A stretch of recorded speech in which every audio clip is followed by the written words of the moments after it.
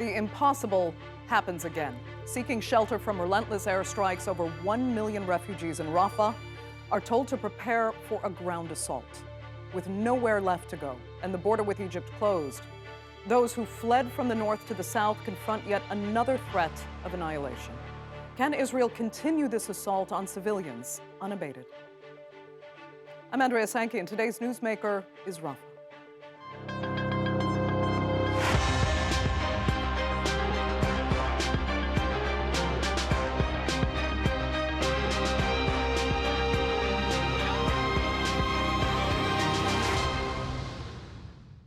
For many Gazans, Rafah was the last hope for protection from Israeli attacks, including for an estimated 600,000 children now living there. But now, over 1 million refugees are bracing for a looming ground assault. It seems impossible after humanitarian organizations said transferring half of Gaza's entire population out of the northern strip couldn't even happen. But it did. And now, backed into a corner, Gazans are preparing for another onslaught in Rafah, with nowhere to go.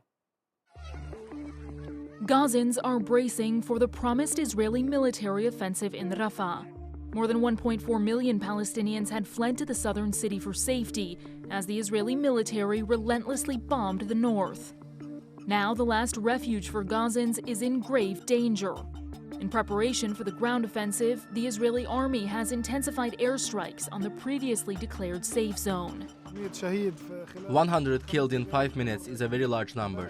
What if the actual invasion took place? 100 people were killed in different places. What if there was an attack where they were all gathered? I think the number of those killed will be in the thousands. Fearing a ground offensive, Palestinians, some who have already been displaced several times, are fleeing Rafah. We were displaced from Gaza City to the south to Al-Zawaida. From there, we were displaced again to Rafah. Now they want us to flee to Deir al-Balah. We have no money. There's no safe place. We don't know where to go. And the UN humanitarian chief Martin Griffiths says Rafah is staring death in the face. Military operations in Rafah could lead to a slaughter in Gaza. They could also leave an already fragile humanitarian operation at death's door. And delivering humanitarian assistance to those in need is harder than ever. Top donors have suspended funding to the main UN agency for the Palestinian refugees after Israel claimed some of its staff was involved in the October 7th Hamas attack. And when UNRWA's future hangs in the balance, so do the lives of millions of Palestine refugees relying on their essential services. U.S. President Joe Biden urged Israel to ensure civilian protection. The major military operation in Rafah should not proceed without a credible plan for ensuring the safety and support of more than 1 million people sheltering there. Yet those calls seem to have had no effect on Israel. Many suspect the offensive is part of Israel's plan to expel Palestinians in Gaza to Egypt. But the Rafah border crossing remains closed. With utter destruction in the north, Gazans who have nowhere else to go face the additional threat of annihilation. Let's get some personal perspective now from Gazan writer and analyst Ahmed Najar.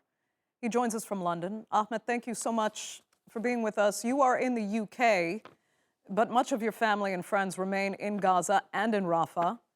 What are they telling you now? Well, I have my two sisters in Rafah at the moment who actually fled from Gaza City to Khan Yunis, and then after that, when Khan Yunis was attacked, they ran to Rafah. And I spoke to my sister yesterday, actually, and she said that the situation is unbearable here. Everyone is extremely scared, and everyone is trying to look for options of where to go in case that Israel starts its attack on Gaza, on Rafah. Yeah. But there are no really options for them, nowhere for them to go, nowhere safe for them to go. Even that they were trying to go to Deir al-Balah, which is kind of in the west of Gaza, but the route to the was extremely dangerous, and they couldn't really go. So they are at the moment trying to see what what options they have before Israel starts its attacks on Rafah. They must feel like they're living in some kind of alternative reality right now. For all of this to have gotten so far with all the international condemnation, and it is only getting worse. Absolutely, it's only getting worse, and Israel is getting more and more aggressive in terms of attacking the Palestinians in Gaza. The killing of the civilians is increasing, and in spite of the fact the whole world is trying to is asking Israel to look after civilians, and is asking Israel to stop sort of like attacking areas where civilians are, but Israel does not really care, and it carries on, and that really is traumatizing people there. When I speak to my family, just hear what they are saying about how traumatized they are if Israel attacks Rafah, and where they will go. I mean, I can't imagine how one would feel if they know that somebody is coming to kill them, somebody is coming after them, and they have nowhere to go. It's just surreal how this is unfolding. But tell me, I mean, have they ever mentioned that they would prefer that Egypt open the border, or is that something they think would actually just ultimately prolong their suffering, because then they would not at all probably be able to come back? I think that would exasperate the problem for sure, because if they really leave Rafah to go to Egypt, where they can go, and that's the question. I think that might prolong the suffering for them. Right. And from like when I talk to them about the opening of the Rafah border, they really don't know what's there. So what they care about right now is their safety, is where they can go, that Israel doesn't attack them for the time being. But also, like, imagine if somebody is having to run for their life. I don't think they would be thinking what would be there. I think they're literally running for their life, and that's what the situation is right now in Rafah. Ahmed, does anything at all separate those who are not hit in an airstrike from those who are hit? Or is it simply pure luck at this point if you survive? At this point, is simply a pure luck, and it has been this way since the 7th of October, since the attack started on Gaza. It has been this way. There's pure luck where Israel attacks, where Israel thinks that they want to clear certain areas. They don't even care whether these areas have civilians or not. And we have seen the buildings being completely destroyed on the heads of the people who live in there, and them. We've seen that families being wiped out entirely. Families of 50 members of families going wiped out completely entirely with one attack. Right. And that has been the case, really. It's a pure luck. It's whether it's indiscriminate. Absolutely. It's a carpet bombardment. That's what it is, really. Ahmed, where do you see, the so-called end game in all of this? What does Israel want? Where does this finish? Well, I mean, what does Israel want? I mean, a lot of people actually question what Israel wants, and a lot of people might be saying that Israel doesn't really have a clear plan of what Israel wants. But in what I'm seeing is they really do have a very clear plan, and that is ethnic cleansing Gaza. That is, and we have seen witnessing the bombardment of hospitals, of universities, of schools, of bakeries, of water tanks, of everything that can mean life. They have completely destroyed. So they made Gaza lifeless. They made Gaza unlivable, so that people of Gaza leave. And that is a pure ethnic cleansing. And what we are seeing right now is the fact that they are moving into attacking Rafah, which has 1.5 million people living there who are mainly refugees and living in tents, and that's their attempt. That's their attempt to genocide the Gazans. The fact that they are being investigated for a genocide in Gaza doesn't come from nothing. There are strong bases. What's going on in Gaza is a genocide, and it's ethnic cleansing. Ahmed, we're going to have to leave it there. I'd really like to thank you so much for taking the time to talk to us. It's greatly appreciated to have your insight. So all the warnings from Israel's allies to stop, or at least think twice about this offensive, have been ignored. And the UN's aid chief says a ground attack could result in slaughter. So will this plausible genocide be allowed to continue? Well, joining me now to debate that are from Cairo, Steve Sosebee, he's executive director at Heal Palestine. From occupied East Jerusalem is Shaina Low, communications advisor for the Norwegian Refugee Council.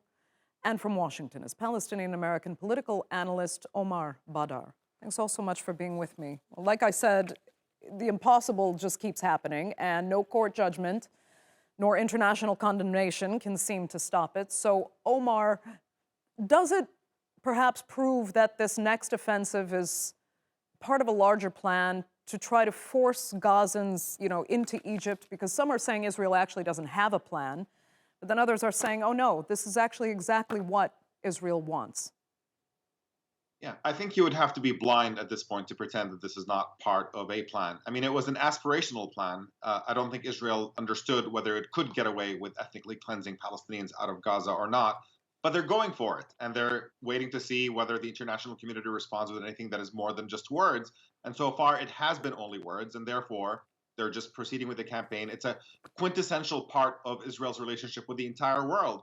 For literally decades, the world has been telling Israel that they have to stop building settlements in the occupied Palestinian territories. Israel just doesn't care and keeps doing whatever it wants until it faces meaningful resistance. And the United States has ensured that there is no meaningful resistance to anything that Israel does. Ensures unconditional military funding, unconditional diplomatic protection, and that sense of impunity allows Israel to commit unspeakable crimes against Palestinians without any accountability. And that's precisely what is leading to the road that we're facing right now, with a prospect of indiscriminate bombing in Rafah in an obvious effort to eliminate Palestinian existence in Gaza. Before I get to the humanitarian angle in this, Omar, let me stick with you, because do you think Israel might believe that Egypt will somehow have to open the border or allow innocent civilians to die and have blood on their hands? I think this is precisely what they're trying to squeeze Egypt into. Egypt has made absolutely clear that they have no intention of opening the border. They have beefed up the military presence on the border to try to ensure that Palestinians cannot be pushed out into Egyptian territory. But nonetheless, when the reality is Palestinians are being massacred en masse at a scale that we have never seen before, and that the only prospect for their survival is for them to actually be pushed out of Gaza, how will Egypt respond then? This is the gamble that Israel is basically accepting to take right now, thinking that whatever strained relationships might occur with the United States and Egypt over it are small in comparison, because ultimately the only people whose blood is being spilled in the process are Palestinians in absolutely unprecedented numbers. But beyond just that direct cost, there is the regional, wider cost right now, with an extremely significant and meaningful escalation on the northern front with Hezbollah, where Hezbollah has made clear that these skirmishes that are taking place and are slowly escalating will not end until the slaughter in Gaza actually ends. And so Israel is actually the only place in which Israel is running into meaningful consequences is with the prospect of a regional war that is starting to bubble up a little bit heavier on the northern front. That's very chilling. Yeah, Omar, I mean, quickly, you said Israel wants to liquidate the entire Palestinian struggle for freedom and justice, is what you said. But I guess, in a sense, liquidating all Palestinians liquidates that struggle as well. And then Israel, I guess, could claim a win in that sense. But that's what genocide is all about in this case. Let me turn to Steve, though, because I have to ask, where would or will a ground offensive like the one we might be looking at leave humanitarian operations like yours? Well, we've already seen what the recent last 4 months of ground offensives have how they've affected the humanitarian situation on the ground. The health system has collapsed. The education system has collapsed completely. People are struggling just to find food and clean water. and the basic necessities for survival. That's already where we're at today. Any further incursion into the areas where Palestinians are seeking refuge would only further exasperate and create even a greater catastrophe than what we're currently seeing. Aid organizations are finding it extremely difficult to get aid in. Obviously, it's not only being blocked by official policies on the Israeli government, it's actually being blocked by Israeli citizens at the border of Karim Shalom crossing, which I don't know if we've ever seen that in the history of the modern world, where civilians took it upon themselves to leave their jobs, leave their offices, leave their homes, and go and block aid coming in, food coming in to starving children across the border. So, And that's the impact that it's having now, is that children are starving, people are dying unnecessarily of disease, and the long-term consequences are not just a completely destroyed health sector, but a completely traumatized population. yeah, everyone's calling for international intervention, which has failed so far, whatever, calls there have been to stop this violence. But it's so frightening to know that a lot of it is coming from inside Israel, where it really can't be stopped by any international pressure, it seems, at this point. Let me turn to Shaina, though, and ask if you can actually describe the sheer frustration of having to witness this as a humanitarian worker, witness this unfold. You have to be asking, where is humanity right now? Course. I mean, it's not just witnessing it as humanitarians and as a humanitarian organization, but even our colleagues themselves are suffering in Gaza, struggling to get the basic needs that they need for themselves and their families, let alone trying to engage in an effective humanitarian response. What we've been experiencing over the last 4 months is just growing and growing needs that are outpacing our ability to respond. As Steve mentioned, we're struggling to get in aid. We're struggling to get in aid in the numbers that it needs to be arriving in order for us to be able to respond effectively. And I think for our colleagues, they, first of all, are at a loss because they are just so overwhelmed by the amount of need. We're supporting around 11 sites for internally displaced people. One of those sites, I've heard over the last 3 days, there have been about 500 new families each day arriving at those sites, fleeing the fighting in Khan Yunis, seeking assistance in Rafah, and we are just completely overwhelmed. To think about what will happen should Israel expand its ground offensive into Rafah, I don't know how we would be able to continue and keep a pace with the needs. Yeah, Shaina, I mean, you're a Jewish American. Help me explain what you think, many Americans don't understand about what is actually happening in the region and U.S. complicity in it, especially when billions of dollars, just yesterday, in military aid is being now again supplied to Israel. Well, I think what people don't really understand or haven't been made aware of is the fact that the vast majority of Palestinians in Gaza are children who have absolutely nothing to do with the political situation with Hamas. A huge proportion of the population in Gaza are under the age of 35 and have not and didn't participate in the elections that brought Hamas to power nearly 20 years ago. These are people who just want to live ordinary lives. They want what any family wants for their children, to have a better life, to have opportunity, to have educations, and 17 years of siege and multiple escalations, and of course this one just is of an unimaginable scale compared to the previous, is leaving innocent Palestinians with no future, no opportunity, and just struggling to survive. Yeah. I think all countries, including the United States, need to think very carefully about their role in perpetuating this oppression and suffering. Their role in assisting and aiding and abetting in these violations of international humanitarian law, and rather than supporting, think about finding ways that they can apply pressure and get Israel to stop this behavior. Yeah. Omar, this is one of the issues here, is that Israel has its arguments. They will say, for example, look, when the U.S. and the U.K. had to bomb thousands of innocent civilians in Germany who were not necessarily government supporters to force the Nazis, into submission, this is how you have to fight a war. This is the nature of it, and this is what Israel has to do because this is an existential threat to us. It sounds like a strong case. So how do you convince people that it's not the same? I mean, we have to be clear about what Israel's intentions are, first and foremost. This is ultimately a war of occupation. What Israel is defending in this situation is not itself.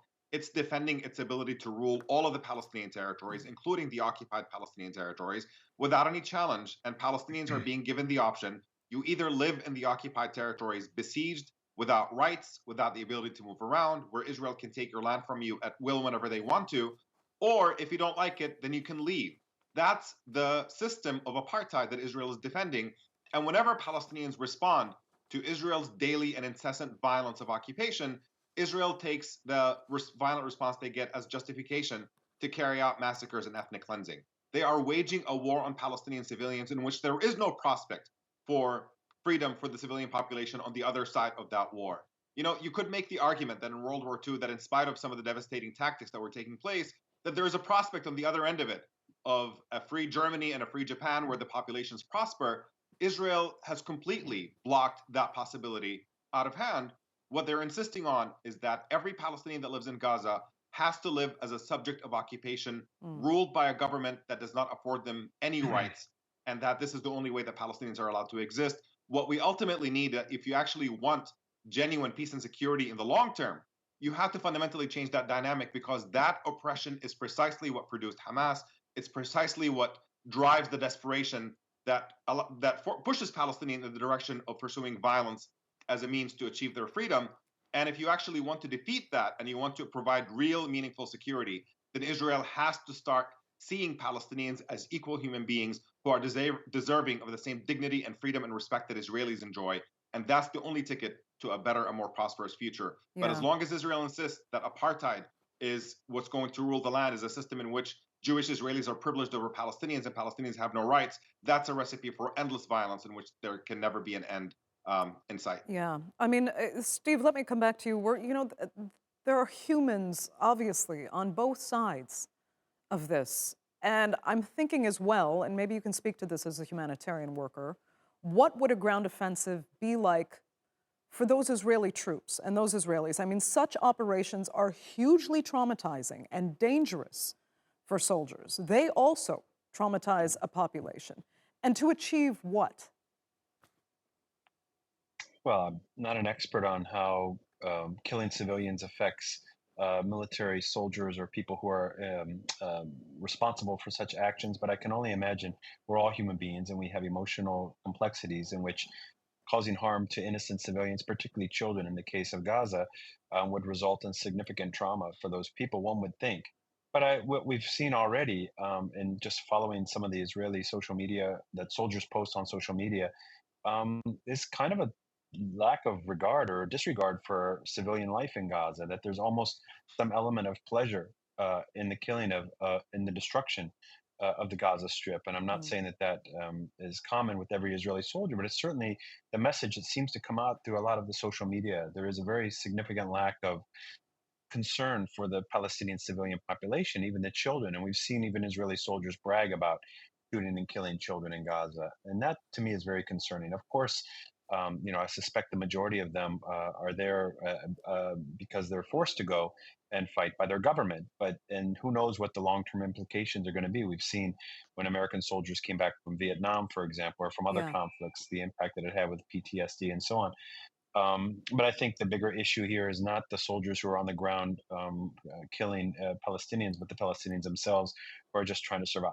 Agreed. And as we heard earlier, they're just for the most part, they're children, they're women, and they're people who have done nothing to deserve this genocide being committed against them. Yeah. Shaina, quickly, I mean, the U.S. has now approved, as we said, $14 billion in aid to Israel, and then $9.2 in humanitarian assistance to Gaza. What kind of position is that? I mean, it's like, we'll pay for the weapons to bomb you, then pay aid workers to save you? Well, my understanding is that the foreign aid bill that passed the Senate yesterday has not passed the House of Representatives yet. And so that money has not yet been officially allocated. But I think what we've seen is that there's just a tremendous, tremendous investment in funding and supplying arms to Israel, and yet the destruction that is being caused by that, we're getting nowhere near enough in terms of funding to be able to support first and foremost the humanitarian needs that are ongoing right now in this emergency, but also, of course, the reconstruction of Gaza that's going to be necessary in the future. The reality is that the amount of destruction in Gaza that all of this weaponry is causing is kind of beyond imagination, with the entire north of Gaza basically destroyed, infrastructure destroyed, over 70% of housing is damaged or destroyed. That's probably an underestimate. And our partners estimate that it will take just 3 years to clear the rubble. And so to think about the amount of destruction that's already been caused and the amount of destruction that additional aid, military aid, would cause, it's just I'm beyond unfathomable. Yeah. Okay, Shaina. Unfortunately, that will have to be the final word for this edition of The Newsmakers. I'd like to thank really all three of you so much for being with us. And our viewers, of course, for joining us as well. Remember, you can follow us on X, and do be sure to subscribe to our YouTube channel. I'm Andrea Sankey. We'll see you next time.